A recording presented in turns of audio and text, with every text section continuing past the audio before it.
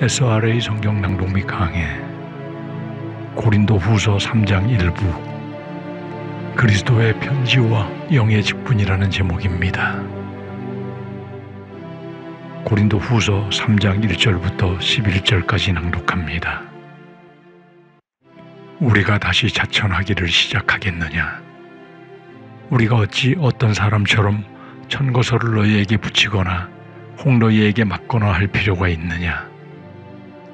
너희가 우리의 편지라 우리 마음에 썼고 무사람이 알고 읽는 바라.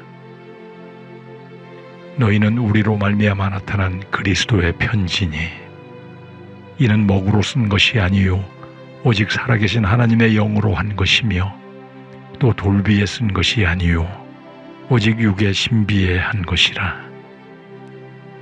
우리가 그리스도로 말미암아 하나님을 향하여 이 같은 확신이 있으니 우리가 무슨 일이든지 우리에게서 난 것 같이 생각하여 스스로 만족할 것이 아니니 우리의 만족은 오직 하나님께로서 났느니라.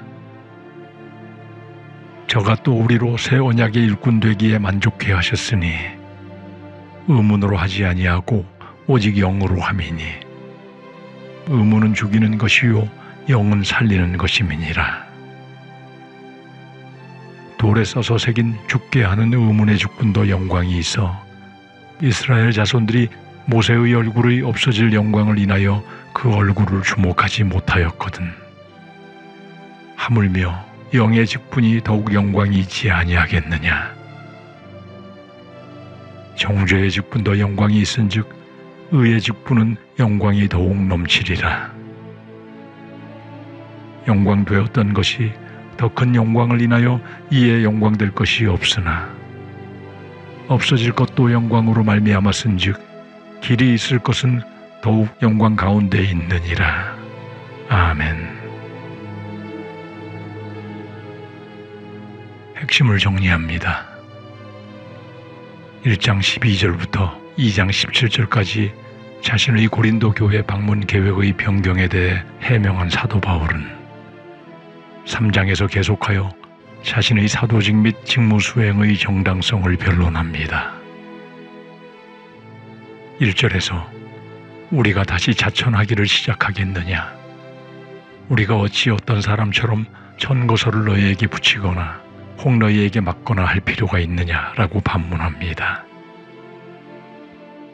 자천한다는 것은 스스로가 스스로를 추천한다는 의미로서 고린도 교회의 대적자들이 사도 바울의 사도성을 입증하는 추천장을 내보이라고 요구했음을 암시하는 것으로 사도 바울이 이런 대적자들의 요구대로 새삼스럽게 다른 사람들처럼 스스로의 사도성을 증명할 수 있는 사람의 추천서를 준비하여 보내거나 또는 너희로부터 받아야 할 필요가 있느냐고 묻는 것입니다. 복음을 혼잡하게 하는 복음 행상인들의 그들이 보여주거나 받아낸 이런 추천서로 자신들의 권위를 세우려고 하는 잘못된 풍조를 말하며 이런 요구는 사도 바울에게는 따를 가치가 없는 것임을 밝히고 있는 것입니다. 그리고 사도 바울에게 중요하고 결정적인 추천서는 바로 하나님께서 자신에게 위임하신 복음 전파의 사역을 성실하고 깨끗한 양심으로 수행하여 얻게 된 열매인 고린도 교회 성도들과 교회의 힘을 강조합니다. 2절에서 나아가 너희가 우리의 편지라 우리 마음에 썼고 무사람이 알고 읽는 바라고 합니다. 바울은 자신을 공격하는 거짓 사도들이 소유한 추천서보다도 더 강력하고 확실한 추천서는 바로 고린도 교회 성도들이라고 말하며 한낱 종이 조각에 불과한 사람의 추천서가 사역의 열매인 성도들의 회심과 믿음에 비할 가치조차 없음을 강조하는 것입니다.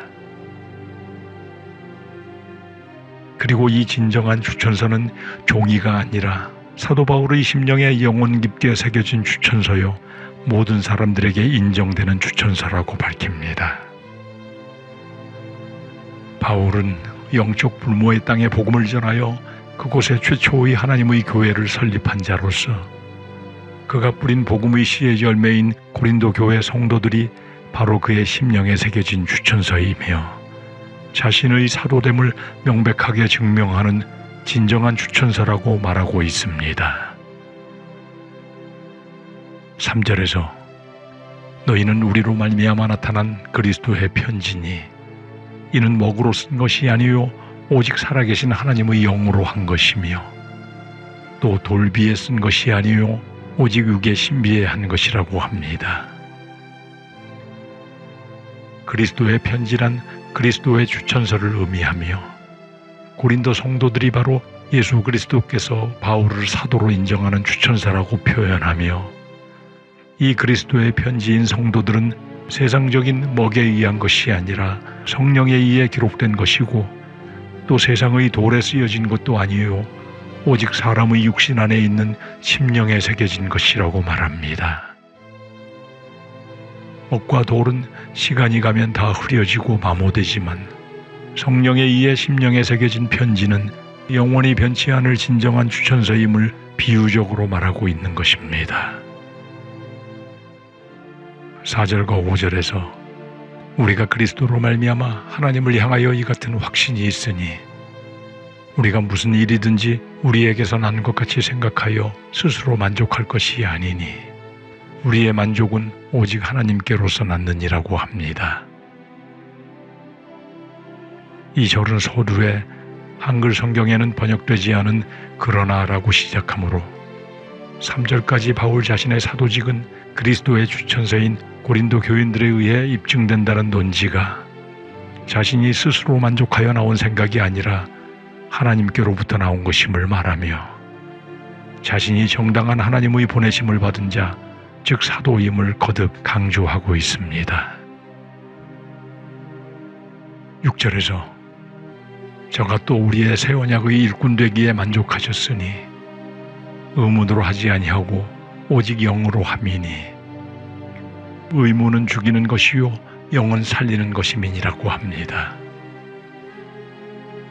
사도 바울은 하나님께서 그들을 새 언약의 일꾼으로 삼으셨다고 천명하는 것입니다. 새 언약이란 새로운 유언이라는 뜻으로 옛 언약은 짐승의 피 흘림을 통한 속죄를 말하지만 새 언약은 예수 그리스도의 십자가상 피 흘림을 통해 이를 믿는 자에게 완전한 속죄가 이루어지는 하나님의 약속을 말합니다. 그리고 이 새 언약의 일꾼이 되게 하실 때 글자로 하신 것이 아니고 성령으로 일꾼임을 인증하셨으니 글자로 된 것은 곧 훼손되어 소멸되지만 성령의 역사하심은 생명이 있음을 말하며 바울 자신이 성령으로 인증된 사도임을 강조하며 자신의 직분이 영의 직분임을 밝히고 있습니다. 그리고 7, 8절에서 돌에 써서 새긴 죽게 하는 의문의 직분도 영광이 있어 이스라엘 자손들이 모세의 얼굴에 없어질 영광을 인하여 그 얼굴을 주목하지 못하였거늘 하물며 영의 직분이 더욱 영광이 있지 아니하겠느냐고 반문합니다. 돌에 써서 새긴 죽게 하는 의문의 직분은 십계명 돌판을 들은 모세를 말하는 것이며 모세가 받은 계명은 글로 써진 율법이고 사람을 정죄하여 죽이는 것이었으나 이 돌판의 법을 전하는 직분에도 하나님의 말씀을 전함으로 영광이 있어 모세의 얼굴에 광채가 나서 이스라엘 백성들이 모세의 얼굴을 바라보지 못하였는데 하물며 성령의 직분은 영혼을 살리는 직분이니 그 영광이 더욱 크지 않겠느냐고 반문하는 것입니다. 칼빈이 언급한 대로 율법은 인간을 홀로 내버려 두므로 필연적으로 죽음에 이르도록 정죄하지만 복음은 인간을 그리스도에게로 인도함으로 생명의 문을 열어주기 때문이라고 말하는 영의 직분에 넘치는 영광을 밝히고 있는 것입니다.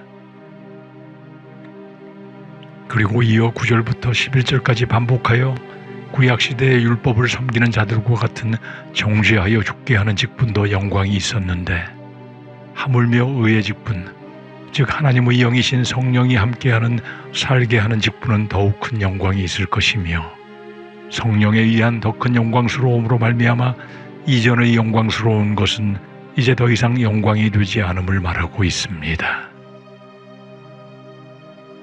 의문의 직분을 따르는 모든 사람들은 로마서 3장 20절의 율법의 행위로 그의 앞에 의롭다 하심을 얻을 육체가 없나니 율법으로는 죄를 깨달음이라는 말씀과 같이 법을 지키지 못한 정죄를 받을 수밖에 없고 죄책에서 결코 벗어날 수 없는 사람들이나 영의 직분을 따를 때 죄인들은 그리스도의 대속의 의의 전가로 말미암아 의로운 존재가 되어 용서와 능력과 영생을 얻게 됨을 말하고 있습니다.